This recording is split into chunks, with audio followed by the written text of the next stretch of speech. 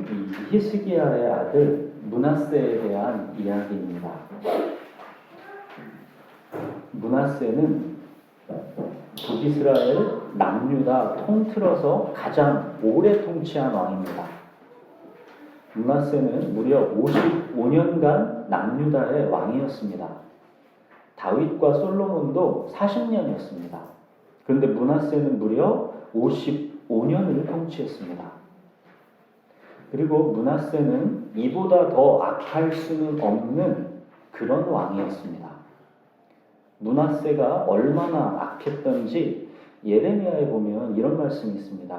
유다왕 히스기야의 아들 므낫세가 예루살렘에 행한 것으로 말미암아 내가 그들을 세계 여러 민족 가운데에 흩으리라. 하나님께서 참다 마침내는 이 유다마저 멸망시켰는데 그것이 바로 므낫세의 죄 때문이다 하신 것입니다. 므낫세가 얼마나 악했는가를 보면 그는 일단 북이스라엘의 악한 왕의 대명사 이 아합이 했던 악행은 기본적으로 다 했습니다. 하나님을 버리고 철저하게 이방신을 섬겼습니다. 우리 역대하 33장 3절 한번 보십시오. 그의 아버지 히스기야가 헐어버린 산당을 다시 세우며 바알들을 위하여 제단을 쌓으며 아세라 목상을 만들며 하늘의 모든 일월성신을 경배하여 섬기며 마치 어떻게 하면 더욱 하나님을 멸시할 수 있을까 궁리하는 사람처럼 하나님 앞에서 할 수 있는 모든 악을 다 저질렀습니다. 4절과 5절을 보십시오. 여호와의 성전에 이방신의 제단을 쌓았고 이 성전 마당에 하늘의 일월성신을 위하여 제단을 쌓았습니다. 철저하게 여호와의 성전을 짓밟았습니다. 6절 보십시오. 그는 또 자기의 아들들을 이방신에게 제물로 바쳤습니다. 점쟁이를 불러서 점을 치게 하고 마술사를 시켜서 마법을 부리게 하고 악령과 귀신들을 불러내곤 했습니다. 자, 그리고 7절을 보십시오. 여기에 므낫세의 모든 죄의 뿌리를 한마디로 요약하는 말이 나옵니다. 7절. 이 여호와의 성전, 이곳은 하나님께서 택하신 거룩한 곳입니다. 하나님의 이름을 영원히 두겠다 하신 곳입니다. 오늘날 하나님의 성전은 어디랬습니까? 우리 마음이랬죠. 그런데 므낫세가 바로 이 여호와의 성전에 자기가 만든 아로 새긴 목상을 세웠습니다. 이거는 이 성전에 하나님은 없다라는 선포입니다. 내 마음에 자기가 만든 아로 새긴 목상을 세우는 것, 이것이 죄의 뿌리입니다. 나의 주인은 하나님이 아니라 자기라는 뜻입니다. 우리가 마음 중심에 세우는 아로 새긴 목상, 그게 무엇입니까?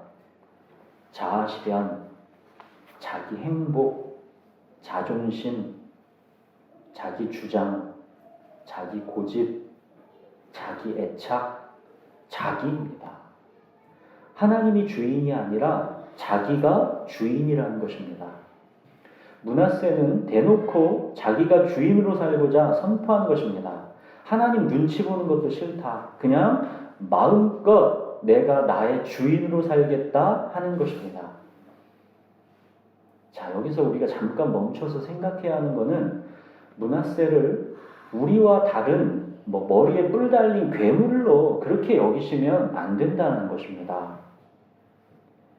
성경에서 언급하는 므낫세의 죄는 모두가 하나님 보시기에 악한 것들이지 세상의 상식에 반하는 것들은 나와 있지 않습니다.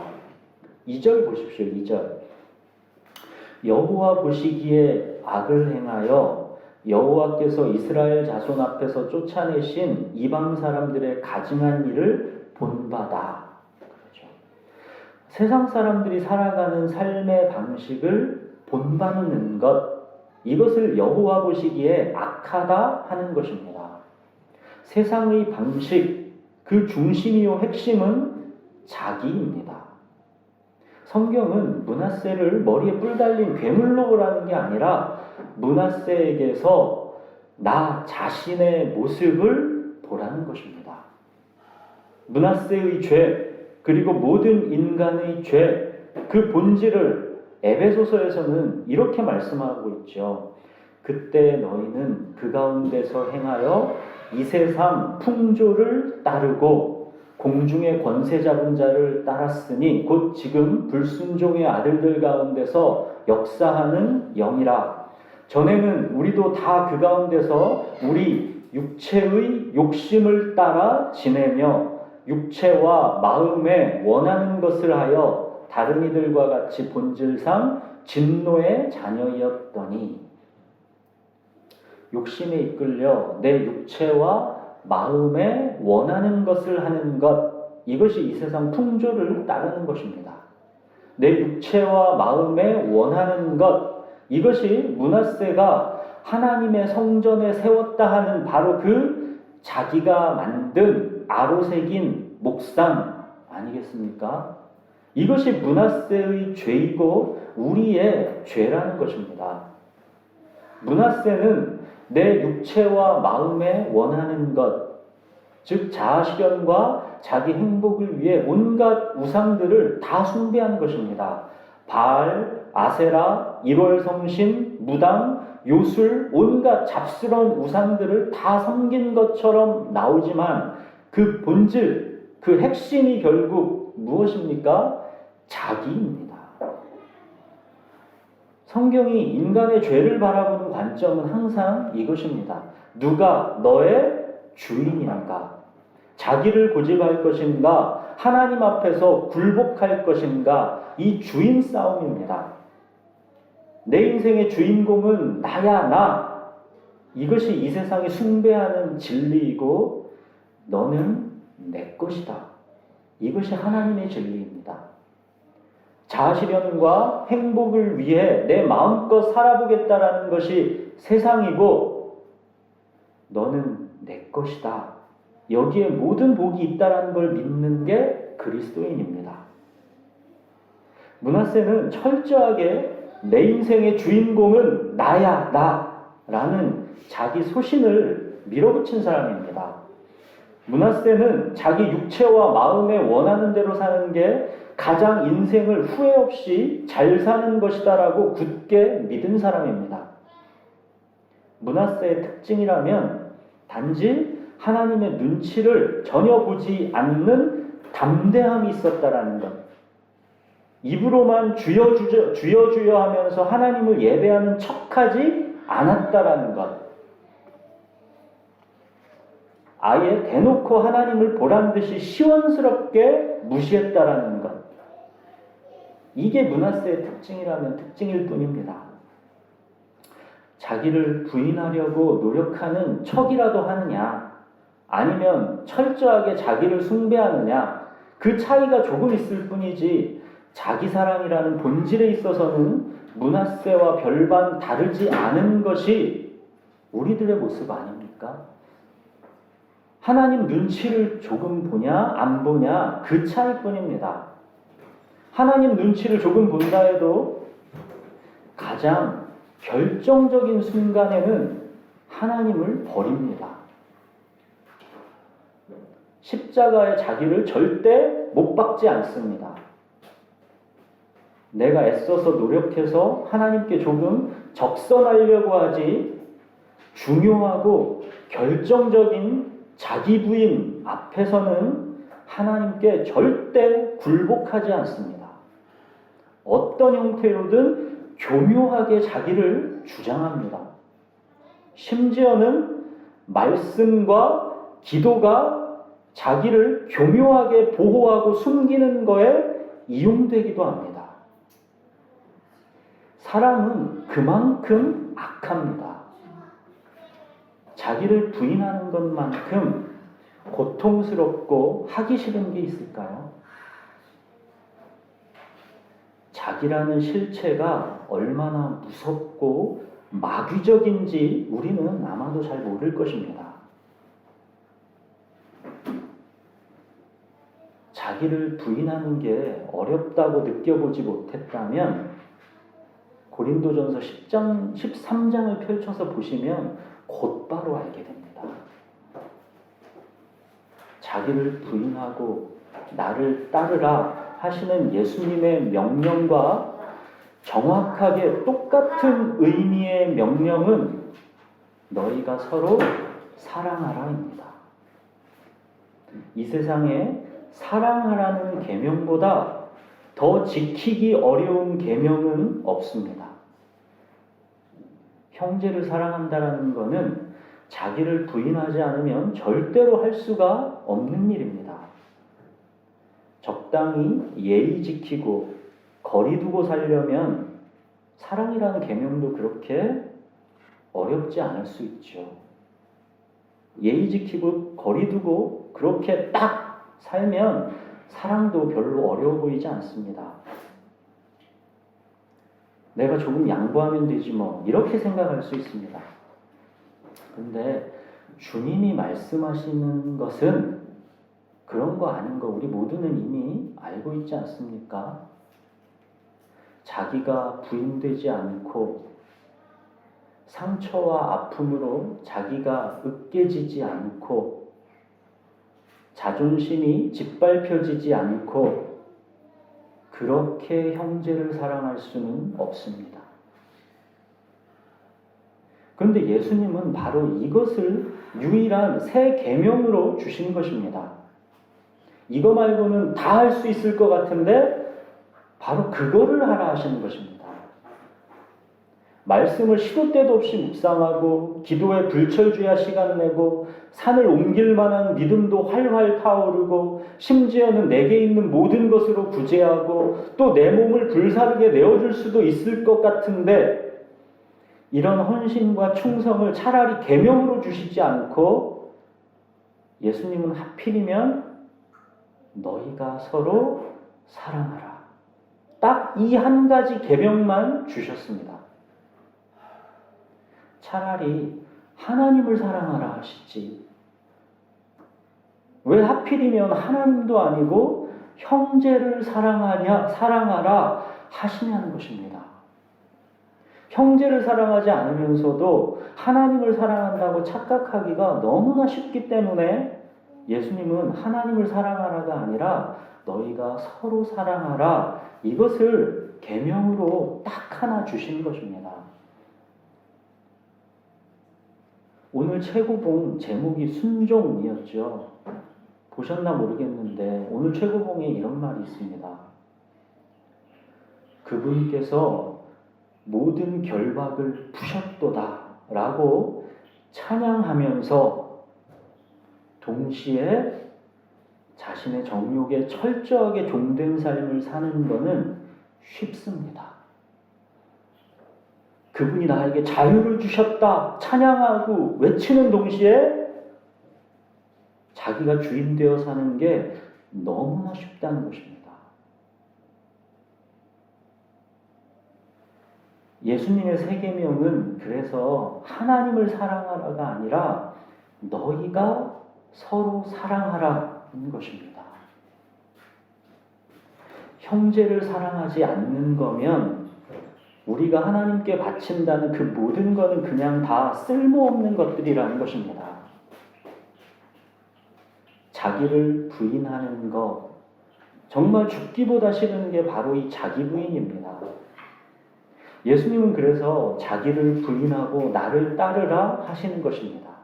자기를 부인하는 것 없이 사랑은 결코 없기 때문입니다. 자기를 부인하지 않는 사람을 하나님은 절대로 쓰실 수 없습니다.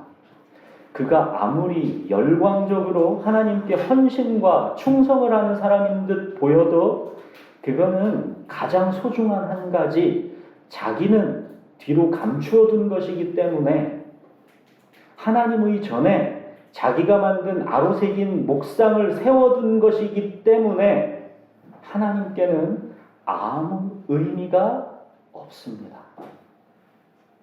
사랑하는 여러분, 내 마음에 자기가 만든 아로새긴 목상을 세워두고서는 주님께 쓰임받을 수 없습니다. 그냥 자기가 좋아서 자기에게만 의미 있는 자기만의 일을 열정적으로 하는 것일 뿐입니다. 하나님의 전에 자기가 만든 아로새긴 목상을 세워둔 것, 이것이 므낫세의 죄가 핵심적으로 보여주는 것입니다. 자, 그런데 왜 므낫세는, 생각해 보십시오. 왜 이렇게 대놓고 악한 길을 가게 되었을까요? 그냥 살짝 숨기면서 가도 됐을 텐데 왜 이렇게 대놓고 악한 길을 가게 되었을까요? 웬만하면 불안하고 혹시 모르니까 하나님과 세상 사이에서 양다리라도 걸치는 게 인지상정인데 므낫세는 담대하게 철저하게 하나님을 버렸습니다. 온 마음과 뜻과 힘을 다해서 우상숭배를 했고 세상을 추구했습니다. 왜 그랬을까요? 그것도 유다에서 가장 훌륭했던 왕 히스기야의 아들이 대체 왜 그랬을까요? 므낫세는 하나님은 안 계시다라고 굳게 믿은 것입니다. 하나님을 믿는다고 예배도 드리고 율법도 지킨다고 다들 그러는데 그거 그냥 자기 마음의 위안을 얻기 위한 쇼에 불과하다라고 생각한 것입니다.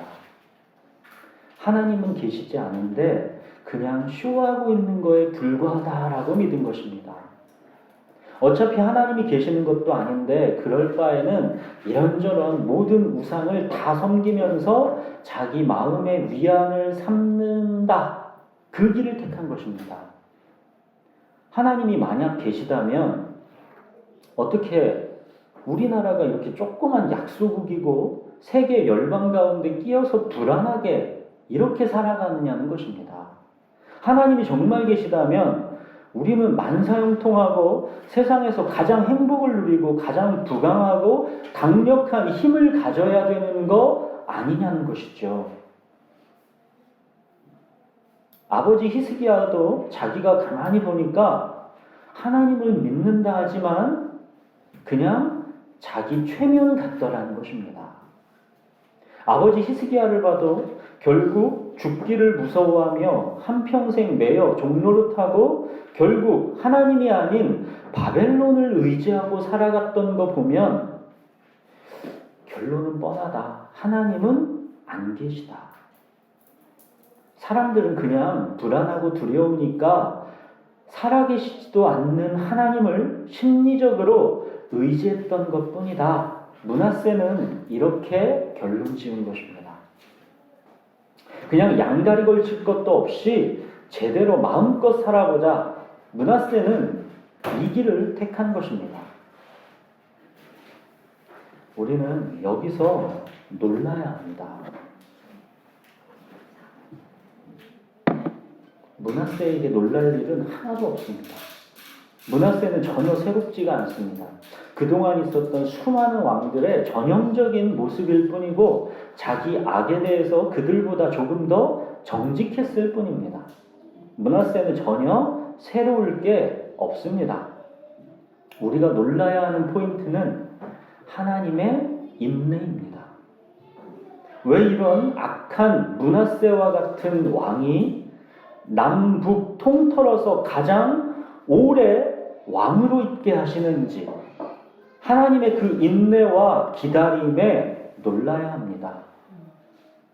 인류 역사상 가장 오래 산 사람이 성경에 누구라고 나와 있었지요?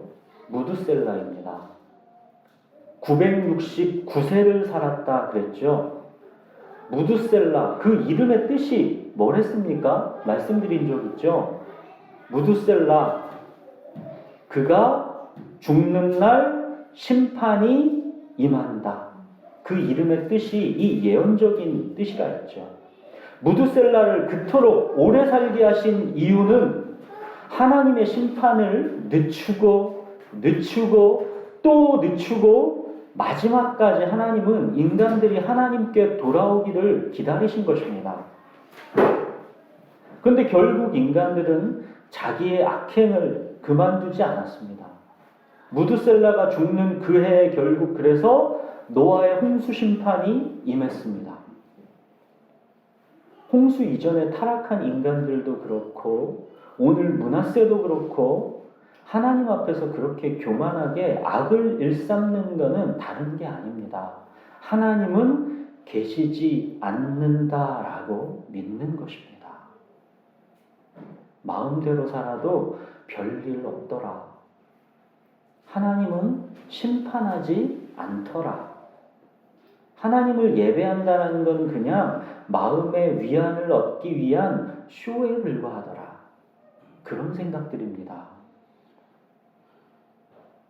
베드로후서 3장 9절 주의 약속은 어떤 이들이 더디다고 생각하는 것 같이 더딘 것이 아니라 오직 주께서는 너희를 대하여 오래 참으사 아무도 멸망하지 아니하고 다 회개하기에 이르기를 원하시느니라.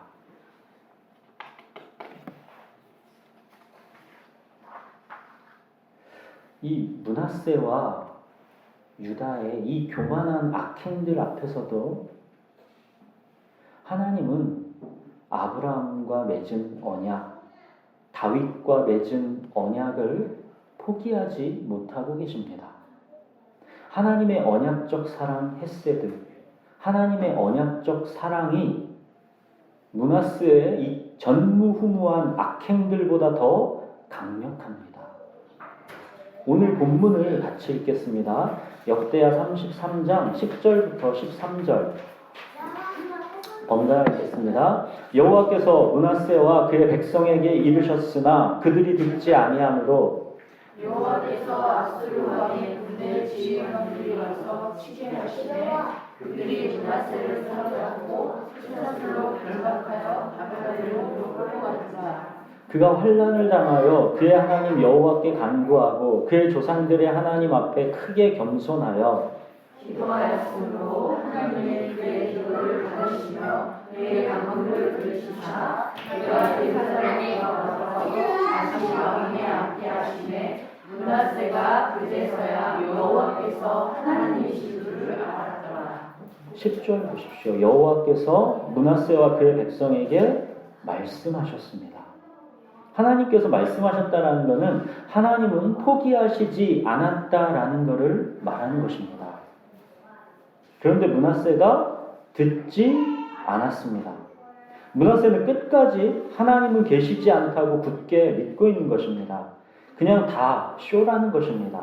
그래서 이렇게 담대하게 하나님을 거역할 수 있는 것입니다. 그도 그럴 것이 므낫세가 그동안 그렇게 수많은 악행을 하나님 앞에서 저질렀는데 여호와의 성전까지도 그렇게 짓밟았는데 아무런 일도 없지 않습니까? 하나님께서 벼락을 내려서 자기를 죽이시지도 않지 않습니까? 므낫세는 악에 악을 더하여 갈수록 더욱 확신하는 것입니다. 하나님은 내 말대로 정말로 없다니까? 다 쇼야, 쇼. 이것이죠. 어떤 유명한 일화가 있죠. 예전에 그리스인가 어느 곳인가 그곳에서 어떤 똑똑하다 하는 사람이 내가 하나님이 없다라는 것을 증명해 보이겠다 했습니다. 내가 하나님이 하지 말라는 것들을 다 하면서 하나님을 저주하고 욕하면서 그렇게 마음대로 내가 살아보겠다. 내가 하늘에 대고 욕을 해도 하나님은 한마디도 못하신다. 왜? 하나님은 없기 때문이다. 그러면서 하나님이 없다라는 것을 증명했다고 기고만장해하고 있었습니다. 그때 아주 오래 산 노인이 이런 말을 했다죠. 당신은 하나님이 없다라는 것을 지금 증명한 것이 아니라 당신이 하나님과 관계가 없다는 것을 증명했을 뿐입니다. 당신이 하나님과 관계가 없다는 것을 증명했을 뿐입니다. 무슨 말인지 아시겠죠? 하나님께서 내버려 두시는 게 가장 큰 저주입니다. 이거는 예전에 내버려 두시지 않는 언약적 사랑이라는 제목으로 설교를 했던 적이 있죠. 로마서에서는 하나님의 진노는 이런 방식으로 나타난다 했죠. 하나님께서 그들의 마음의 정욕과 더러움에 내버려 두사. 또 이어서 하나님께서 그들을 부끄러운 욕심에 내버려 두셨으니. 또 이어서 그들이 마음에 하나님 두기를 싫어하며 하나님께서 그들을 그 상실한 마음대로 내버려 두사. 하나님의 진노의 끝은 내버려 두심입니다. 이것이 가장 무서운 하나님의 진노입니다. 그와 나는 관계가 없다는 하나님의 선포, 그것이 내버려 두심입니다. 징계가 없으면 사생아입니다. 하나님의 자녀가 아닙니다. 자, 그러나 하나님은 므낫세를 그냥 이대로 내버려 두시지 않습니다. 하나님이 말씀해도 듣지 않으니까 하나님이 어떻게 하십니까? 11절 보십시오. 여호와께서 아수르 왕의 군대 지휘관들이 와서 치게 하시매 그들이 므낫세를 사로잡고 쇠사슬로 결박하여 바벨론으로 끌고 간지라. 하나님이 므낫세에게 고통을 주셨다라는 것이죠. 이때가 이제 므낫세 통치 기간 55년 중에 거의 한 47년쯤 되는 때라고 합니다. 하나님은 기다릴 만큼 기다리시다가 결국 므낫세를 고통 속으로 몰고 가십니다. 하나님이 지금 내버려 두시지 않고 간섭하고 계십니다. 하나님의 간섭은 지금 므낫세에게 극심한 고통으로 나타나고 있습니다. 이게 하나님의 간섭입니다. 그런데도 이것은 므낫세에게 임하고 있는 하나님의 은혜이고 사랑입니다. 하나님께서 므낫세를 내버려 두시고 있지 않은 것입니다. 하나님께서 다윗 언약에서 뭘 약속하셨습니까?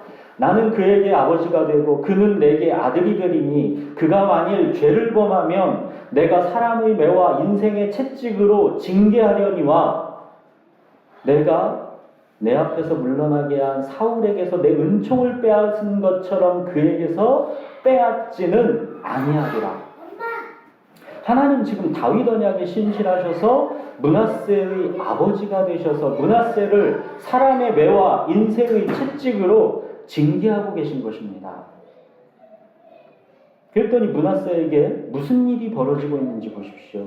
12절, 13절 그가 환난을 당하여 그의 하나님 여호와께 간구하고 그의 조상들의 하나님 앞에 크게 겸손하여 기도하였으므로 하나님이 그의 기도를 받으시며 그의 간구를 들으시사 그가 예루살렘에 돌아와서 다시 왕위에 앉게 하심에 므낫세가 그제서야 여호와께서 하나님이신 줄을 알았더라. 므낫세가 하나님께 돌아왔습니다. 환난을 당하면 모든 사람이 다 하나님께 돌아옵니까? 그렇지가 않죠. 대부분의 사람들은 오히려 환난을 당하면 더욱 강팍해집니다.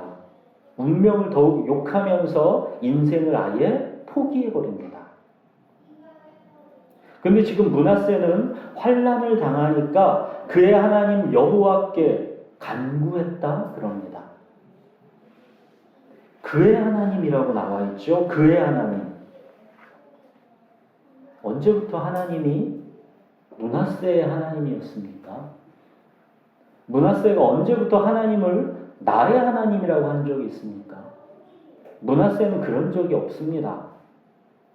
그런데 하나님은 그렇게 여겨주시는 것입니다. 왜요? 하나님의 신실하신 다윗 언약 속에서 이미 므낫세는 하나님의 택한 자요 부르신 자이기 때문입니다. 므낫세가 그동안 하나님을 버렸어도 하나님은 므낫세를 한 번도 그냥 내버려 두신 적이 없기 때문에 하나님께는 언제나 항상 하나님은 므낫세의 하나님이었던 것입니다. 아브라함의 하나님, 이삭의 하나님, 야곱의 하나님, 다윗의 하나님이었던 것처럼 하나님은 언제나 므낫세의 하나님이었던 것입니다. 왜 환난을 당하여 므낫세가 하나님을 찾게 되었을까요? 왜 환난 속에서 하나님께 간구할 마음이 생겼을까요? 왜 환난 속에서 하나님 앞에 크게 겸손하게 되었을까요? 이거는 그가 하나님의 택하고 부르신 자이기 때문입니다. 이거는 그냥 하나님께서 택하고 부르신 자에게 일방적으로 베푸시는 주권적인 은혜입니다. 하나님의 이 주권적인 은혜는 우리 인간의 이해와 말로 설명될 수 있는 부분이 아닙니다. 왜 야곱은 사랑하시고 에서는 미워하는지 우리는 그 이유를 전혀 알 수가 없습니다. 이거는 전적으로 토기장이신 하나님의 주권입니다.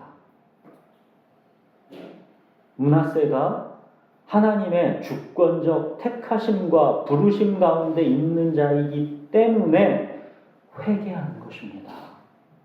회개는 하나님의 선물입니다. 그가 택한 자이고 부름받은 자이기 때문에 회개라는 선물이 주어지는 것입니다. 회개는 내가 하고 싶다고 하는 게 결단코 아닙니다. 회개는 하나님께서 택한 자에게 주시는 선물입니다.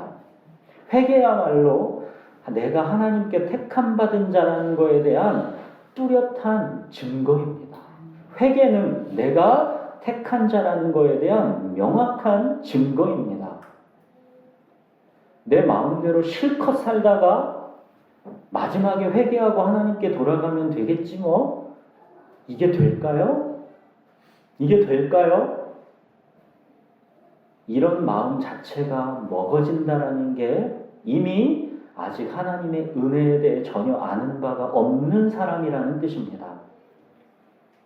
은혜와 회개, 이거는 전혀 그런 식으로 작동될 수 있는 게 아닙니다. 인간 측면에서 일도 끼어들 수 없는 게 은혜와 회개입니다.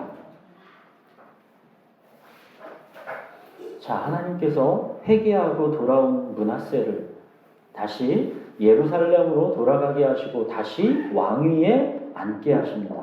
그랬더니 13절 보십시오. 므낫세가 그제서야 여호와께서 하나님이신 줄을 알게 되었습니다. 그동안의 므낫세의 죄와 방황은 므낫세가 하나님이 어떤 분이신지를 몰랐기 때문입니다. 그런데 므낫세가 이제야 하나님을 알게 된 것입니다. 사랑하는 여러분, 므낫세의 하나님이 되시려고 하나님이 치르신 대가는 당신의 독생자 예수 그리스도를 십자가에 못 박아 죽이신 것입니다. 므낫세가 하나님의 것이 되게 하시려고 예수님께서 치르신 대가는 아버지여 이 잔을 내게서 옮기시옵소서.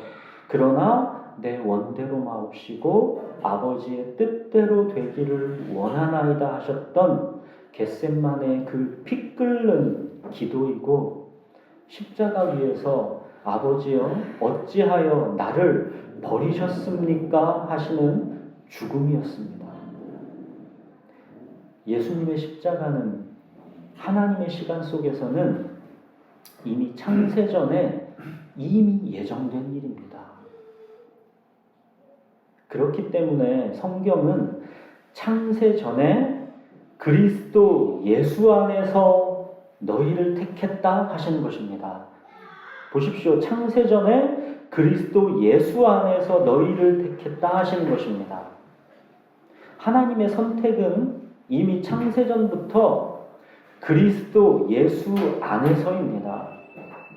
이미 창세전에 예수 그리스도의 십자가라는 카드 결제는 끝난 것이고 때가 참에 예수님이 실제로 그 값을 지불하러 오신 것입니다. 자, 그 므낫세의 말년은 회개한 그 사람의 모습으로 정말 살고 있죠. 회개한 므낫세 15절 16절 보십시오. 이방신들과 여호와의 전의 우상을 제거하며 여호와의 전을 건축한 사내와 예루살렘에 쌓은 모든 제단들을 다 성 밖에 던지고 여호와의 제단을 보수하고 화목제와 감사제를 그 제단 위에 드리고 유다를 명령하여 이스라엘 하나님 여호와를 섬기라 하매 므낫세가 회개했죠.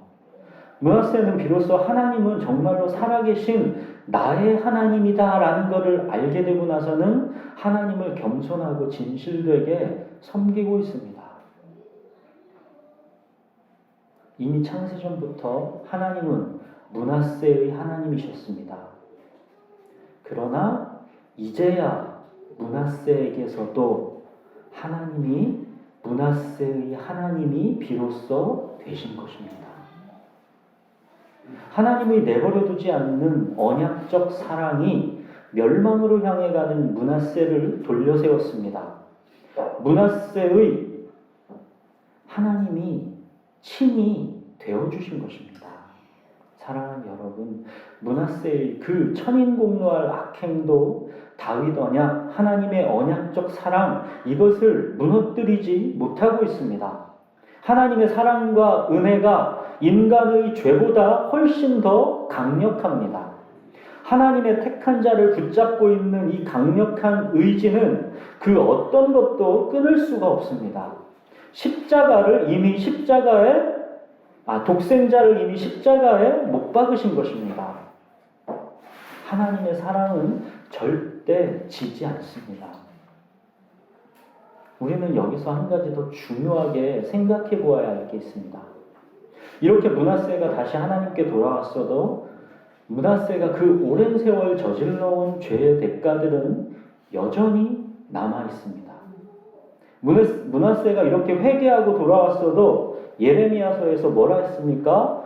유다가 멸망한 것은 므낫세의 죄 때문이다 할 만큼 므낫세가 저지른 이 죄의 결과들, 그 대가들이 혹독하다는 것입니다. 죄는 그냥 없어지지 않습니다. 반드시 대가 지불이 따라옵니다. 하나님의 용서와 별개로 대가 지불은 그대로 남아 있습니다. 결국 이 므낫세의 죄값을 누가 치르게 되는 것입니까? 예수 그리스도입니다. 구약의 이야기가 보여주는 것은 다른 게 아닙니다. 왜 예수 그리스도께서 오셔야 하는가? 왜 예수 그리스도의 십자가 대속 말고는 다른 길이 있을 수가 없는 것인가? 이거를 보여주는 것이 구약의 핵심입니다.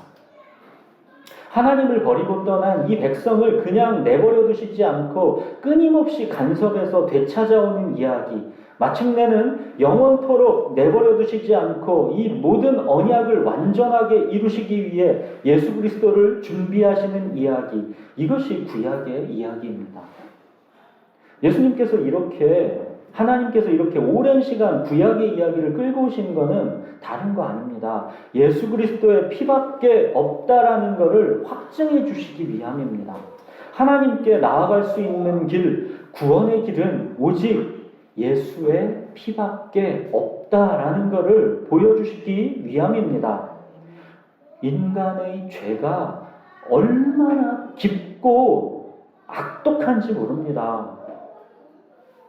구원의 길은 오직 예수의 피밖에 없습니다. 사랑하는 여러분, 가장 악했던 왕, 가장 오래 통치했던 왕, 므낫세의 이야기에서 여러분들은 무엇을 보았습니까? 가장 악한 우리를, 가장 오래 기다려주셨던 하나님의 사랑을 보셨습니까? 우리가 아직 죄인 되었을 때에 그리스도께서 우리를 위하여 죽으심으로 하나님께서 우리에 대한 자기의 사랑을 확증하셨느니라. 하나님은 므낫세를 살리기 위해 당신의 독생자 예수 그리스도를 십자가에 내어주신 것입니다. 므낫세가 가장 악독했던 그 시간들 속에 하나님은 이미 므낫세를 위해 독생자 예수 그리스도를 십자가에 내어주신 것입니다. 왜요? 하나님께서 택하신 자, 하나님께서 부르신 자이기 때문입니다. 택하신 자를 향한 하나님의 언약적 사랑, 헤세드 때문입니다. 하나님은 택하신 자를 절대 포기하지 않으십니다. 하나님께서는 택하시고 부르신 자를 구원해내기 위해서 당신의 모든 값을 다 치르신 것입니다. 이것이 예수 그리스도의 십자가입니다. 므낫세의 회개가 므낫세를 구원하는 게 아닙니다. 므낫세가 아직 죄인 되었을 때, 회개했을 때가 아니라 아직 죄인 되었을 때, 그때입니다. 므낫세가 가장 악독했던 바로 그때에 하나님은 이미 하나님의 시간 속에서 당신의 독생자 예수 그리스도를 십자가에 못 박은 것입니다. 왜요? 하나님은 이미 창세전부터 므낫세의 하나님이시기 때문입니다. 므낫세는 창세전부터 그리스도 예수 안에서 이미 하나님의 택하시고 부르신 자이기 때문입니다. 하나님께서 주권적 은혜로 남겨두신 자, 은혜로 택하여 남은 자, 그는 반드시 돌아옵니다. 남은 자는 돌아옵니다. 그는 하나님께로 반드시 돌아옵니다. 그리고 돌아오는 자가 은혜로 택하여 남은 자입니다. 돌아오는 자가 남은 자입니다. 므낫세가 그래서 돌아온 것입니다. 사랑하는 여러분, 우리는 므낫세 이야기에서 무엇을 들어야 할까요? 하나님의 전에 세운 자기가 만든 아로새긴 목상을 치워버리고 하나님께로 돌아오라는 것입니다. 너희는 여호와를 만날 만한 때에 찾으라. 가까이 계실 때 그를 부르라. 악인은 그의 길을, 불의한 자는 그의 생각을 버리고 여호와께로 돌아오라. 그리하면 그가 긍휼히 여기시리라. 우리 하나님께로 돌아오라. 그가 너그럽게 용서하시리라. 하나님께서 우리에게 원하시는 것은 돌아오라는 것입니다. 돌아오라는 것입니다. 하나님의 전에서 내가 만든 아로새긴 목상을 치워버리는 것, 내 마음이 온전히 주님께서 주인으로 다스리실 수 있도록 자기라는 우상을 치우라는 것입니다. 말씀이 지식과 감정의 자극으로 머물지 않고 순종이라는 의지의 영역으로 짜내어지는 것, 말씀이 육신이 되는 것, 하나님은 이것을 우리에게 원하시는 것입니다. 자기를 부인하고 십자가를 지고 나를 따르라. 이 명령과 정확하게 똑같은 것은 예수님이 주셨던 세 계명, 서로 사랑하라입니다. 모든 비밀과 모든 지식을 알고 산을 옮길 만한 모든 믿음을 갖게 되는 게 목표가 아닙니다. 내게 있는 모든 것으로 구제하고 내 몸을 불사르게 내주는 희생과 헌신이 목표가 아닙니다. 유일한 목표는 언제나 사랑입니다. 추상적이고 피상적이고 관념적인 그런 허공을 치는 사랑이 아니라 예수님께서 우리들의 발을 씻겨 주셨듯이 그렇게 우리도 서로의 죄와 허물을 덮어주고 있는 모습 그대로를 함께 견디면서 받아주는 그런 사랑입니다. 사랑이 없으면 아무것도 아니요, 아무 유익이 없습니다. 그렇기 때문에 예수님은 자기를 부인하고 자기 십자가를 지고 나를 따르라 하시는 것입니다. 자기를 부인하지 않고 십자가를 지는 것 없이 내 옆에 형제를 사랑할 수는 없기 때문입니다. 예수님의 새 계명 서로 사랑하라는 적당히 거리두고 예의 갖추면서 하는 그런 추상적이고 관념적이고 피상적인 그런 거 아닙니다. 발을 씻겨주는 아주 구체적이고 현실적이고 실질적인 그런 사랑입니다. 형제의 아픔과 허물과 죄를 용서해주는 그런 사랑입니다. 자기를 부인하느라고 신음하고 몸부림치지 않을 수 없는 그런 사랑입니다. 예수님을 저주하고 배신했다가 돌아온 베드로, 결국 예수님을 따른다라는 게 뭔지를 깨닫게 된 베드로, 그가 주님께 돌아와서 인생 결국 마지막쯤에 깨닫게 된 게 무엇입니까? 무엇보다도 뜨겁게 서로 사랑할지니 사랑은 허다한 죄를 덮느니라. 예수님의 또 다른 제자 요한은 그의 노년에 뭐라 했습니까? 그는 제자들 중에서 유일하게 순교하지 않고 거의 100세까지 남아서 예수님의 모든 말씀을 성경으로 남겨주는 소중한 사명을 완수했지요. 그가 그토록 오래까지 남아있으면서 요한복음, 요한 1, 2, 3서, 요한계시록을 쓰면서 결국 간절히 후대 그리스도인들에게 전하고 싶은 말이 무엇이었습니까? 서로 사랑하라입니다. 요한은 별명이 뭐였습니까? 우레의 아들입니다. 우레의 아들. 다혈질이라는 거죠. 요한이 어땠습니까? 예수님 따라가면서 예수님을 말씀을 듣지 않는 그 고을을 향해서 요한이 예수님께 뭐라고 했습니까? 저 인간들 지금 당장 벼락을 내려서 싹 몰살시킵시다. 요한이 그랬던 사람입니다. 그랬던 요한이 인생 마지막에서는 서로 사랑하라. 이거 말고는 아무 말도 하지를 않습니다. 사랑하는 자들아, 하나님이 이같이 우리를 사랑하셨음즉 우리도 서로 사랑하는 것이 마땅하도다. 므낫세인 나를 위해 십자가에서 죽기까지 사랑하셨다. 바로 그 주님의 명령이다. 우리도 서로 사랑하는 게 마땅하다. 그 말이죠. 사랑하는 여러분, 자기를 부인하고 주님을 따르는 우리의 삶의 목표, 신앙의 목표는 자유가 아닙니다. 자유가 우리의 목표가 아닙니다. 기억하십시오. 우리의 목표는 자유가 아닙니다.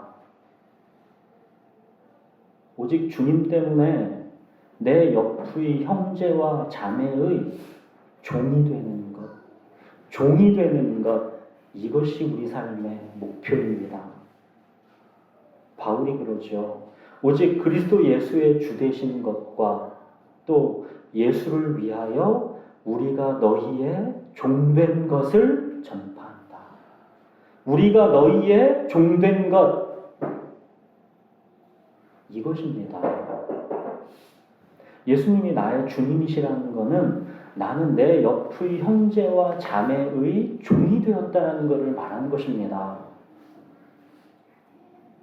요한복음 3장 16절만큼이나 우리가 중요하게 암송해야 하는 말씀은 요한 1서 3장 16절입니다. 그가 우리를 위하여 목숨을 버리셨으니 우리가 이로써 사랑을 알고 우리도 형제를 위하여 목숨을 버리는 것이 마땅하니라. 나는 목숨 버릴 수 있어. 제발 이런 말씀 하지 마십시오.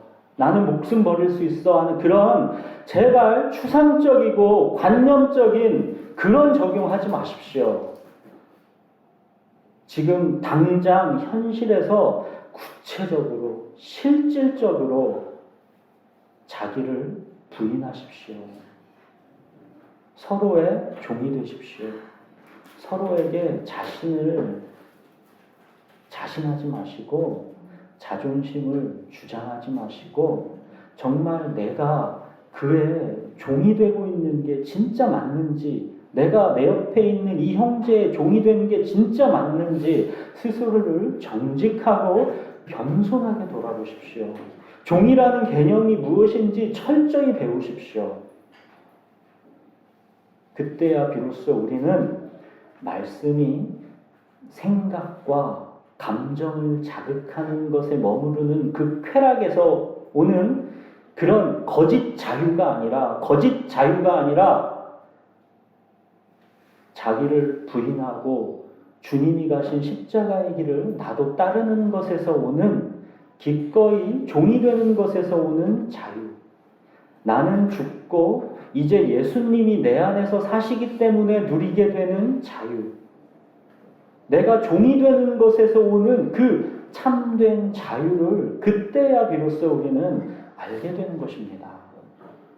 사랑하는 여러분, 한번 생각해 보십시오.